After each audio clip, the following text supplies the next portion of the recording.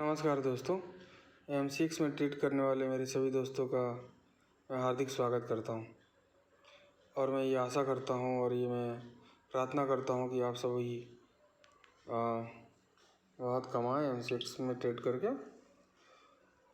मगर ये जनरली होता तो है नहीं।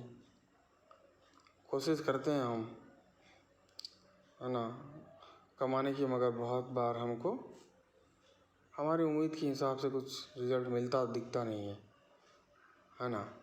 और ये 90 से 95% केस में ऐसे ही होता है। मैं दोस्तों 13 तारीख के लिए जो मेरा प्रेडिक्शन है MCX में ट्रेड करने वालों के लिए, वो ये है कि दोस्तों जो बहुत बड़ी घटना घटने वाली है, जो साल में एक बार होता है, वो है सूर्य और बृहस्पति का 180 डिग्री, मतलब विपरीत योग।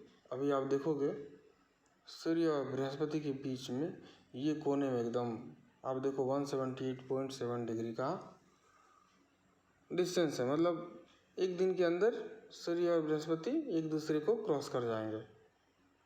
ये हर साल होता है, पिछले साल भी हुआ था। अब ऐसा क्या है इस योग में जो कल दिखाई देगा? तो दोस्तों सूर्य सिग्निफिकेटर है गोल्ड का, है ना, और बृहस्पति एक शुभ ग्रह है। वैसे बृहस्पति रेट्रोग्रेड है, मगर सिग्निफिकेटर के ऊपर में जब कभी भी शुभ ग्रह की दृष्टि पड़े, उस वक्त उस ग्रह की दृष्टि के प्रभाव से उस सिग्निफिकेटर का मतलब प्रोडक्शन बहुत ज़्यादा होता है। मतलब उस जो भी सिग्निफाई कर रहा है उस मटेरियल का प्रोडक्शन बहुत ज़्यादा होता है, या तो फिर उस मटेरियल को लेके एक प्रकार से मन में संतोष पैदा होता है कि हाँ ठीक है, अभी तो हो गया।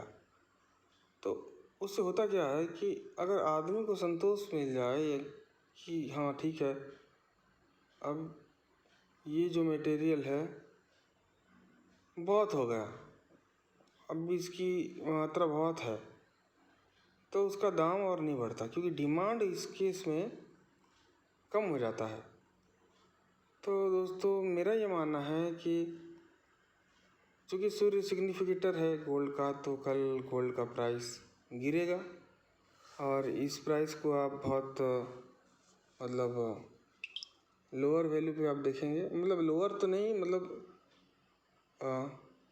शुरुआत से ओपनिंग प्राइस से इसके प्राइस को आप कम देखेंगे जब क्लोज़ होगा। मार्केट 9 बजे के बाद चालू होता है, उसके बाद फिर रात के 11 बजे बंद होता है। तो इसके बीच में जो डिफरेंस होगा उसको बहुत आपको दिखने को मिलेगा। कल वैसे बहुत सारे योग हो रहे हैं, सिर्फ यही नहीं, इसके बदले जो और भी योग हो रहे हैं वो है शुक्र और नेपच्यून के बीच में नवांश युति हो रही है ना। उसके बाद आपका नेपच्यून और सूर्य की भी नवांश युति कल मतलब सुबह ख़त्म हो जाएगी, मगर फिर भी वो नवांश युति में रहेंगे। बहुत सारे प्रभाव पड़ रहे हैं, जिसको देख के ये लगता है कि कल बुलियंस गिरेगा, है ना। बेस मेटल में आपको एक अप ट्रेंड दिखेगी, है ना। मेरा ये मानना है बेस मेटल में एक अप ट्रेंड रहेगा। जब कभी भी आपको लो प्राइस में मिले बेस मेटल, आप कल बाय करें, है ना। और जिंक बेसिकली 6 तारीख से अप ट्रेंड में है और ये कल भी अप ट्रेंड में रहेगा और आने वाले दिनों में भी ये अप ट्रेंड में दिखेगा।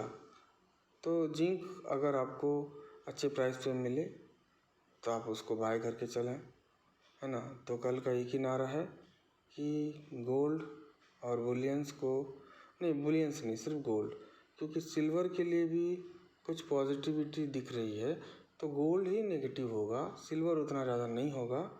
और बेस मेटल में जिंक का मेरा सपोर्ट है, मतलब प्लानिटरी सपोर्ट है।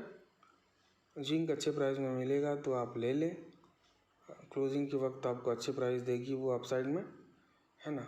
ये बस एस्ट्रोलॉजिकल व्यू है ना। आप अपने अपने रिस्क, अपने अपने रिस्क के एपेटाइट के हिसाब से आप काम करें, आपको रिजल्ट मिलेगा। जय भवानी, जय माता दी। चलिए, थैंक यू वेरी मच। चलिए दोस्तों।